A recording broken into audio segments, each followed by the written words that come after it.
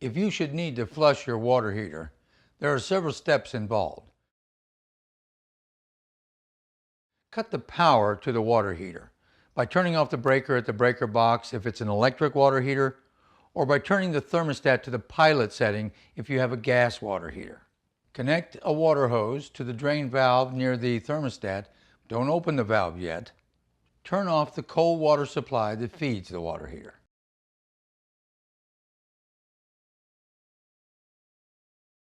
Step 2 is to drain the hot water. Inside the house, open up one of your hot water faucets in a sink or the tub. This will prevent a vacuum forming in the hot water line. Go back to the water heater and open the drain valve to drain the hot water out of the tank. Make sure that the far end of the hose is located somewhere that won't be harmed by hot water. An outside driveway is ideal. Step 3, flush out the remaining sediment. Once the water stops flowing out of the far end of the hose, turn the cold water supply back on. This will flush out any sediment that still remains in the base of the water heater. Once the water runs clear from the far end of the hose, close the drain valve. Don't forget to close the faucet inside your house. Continue to fill your hot water tank.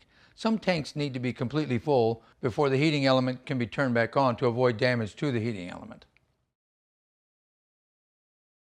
The last step is to check the pressure relief valve.